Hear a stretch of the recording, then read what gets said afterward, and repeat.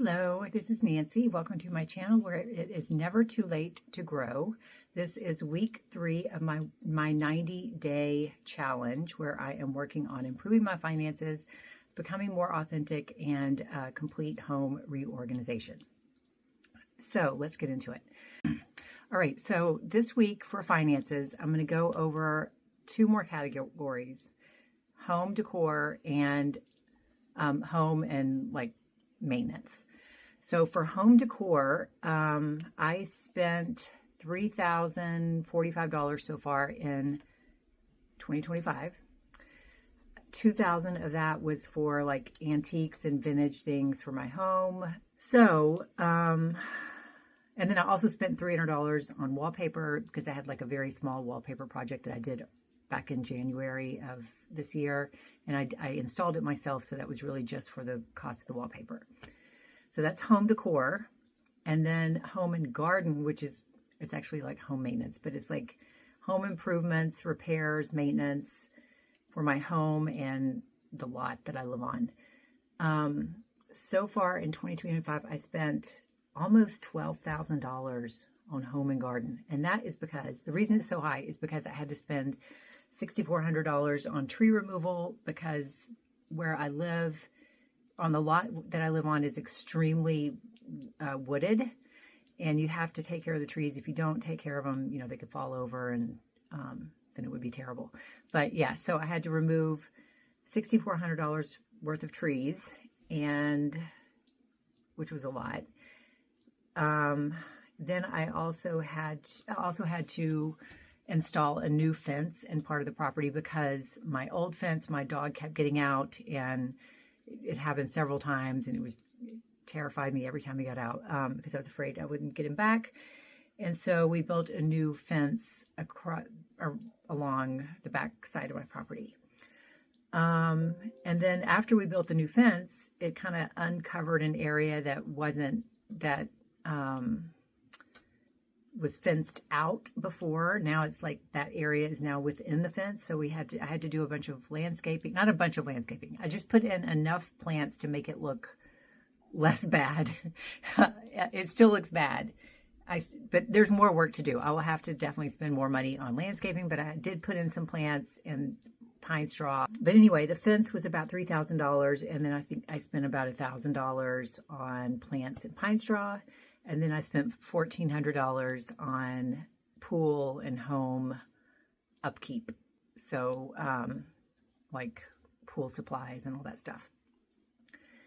Bottom line is my current spending does not reflect what I truly value, because I value home decor and my home way, way more than I do clothing.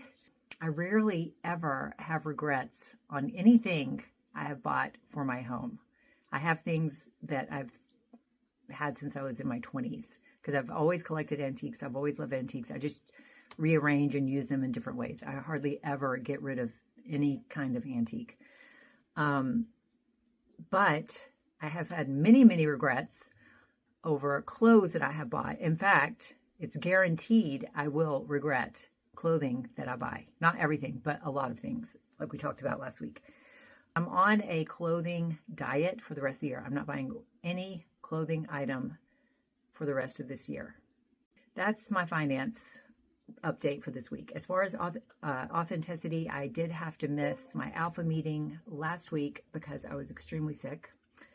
Still no issues with being sober. It's ongoing, and I really don't even think about it now. What I do want to think of, or do want to talk about, is authenticity, because I want to talk about YouTube. All right, so posting on YouTube every week has been so good because it forces me to be accountable, and it also keeps me focused on my goals. I love the feeling of starting something and finishing it. I hate the feeling of starting something and not finishing it. So second, doing this, even though this is not my thing, like YouTube videos and all this stuff, this is not what I'm good at. It forces me to not be hung up on perfectionism or performance.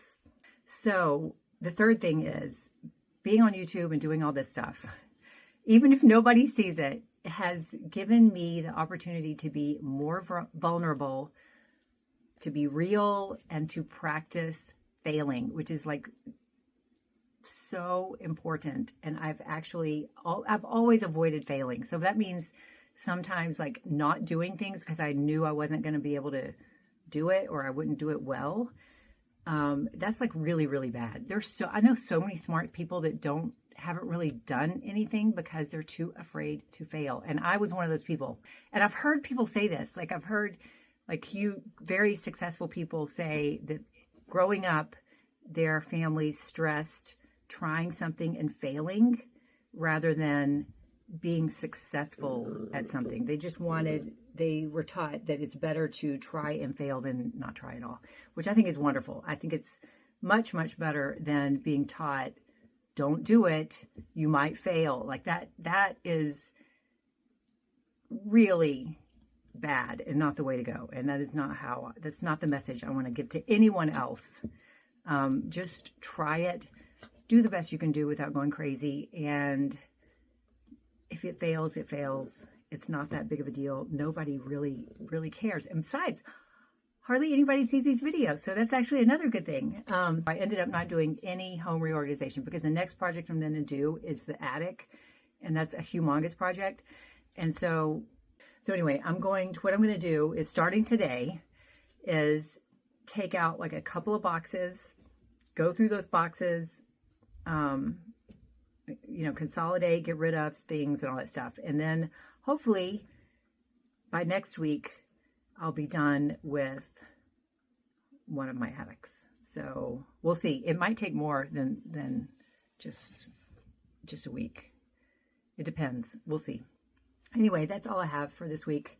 And next week I will share about my budgeting plan for 2026. And I'll talk a little bit about my finance goals, because the whole purpose of digging into how much I spend and all that stuff is to buy myself more freedom. And sorry, this little boy just won't stop biting me. He just bites me all the time. It hurts. Anyway, yeah, so I want to buy myself freedom. I want to invest more of my money.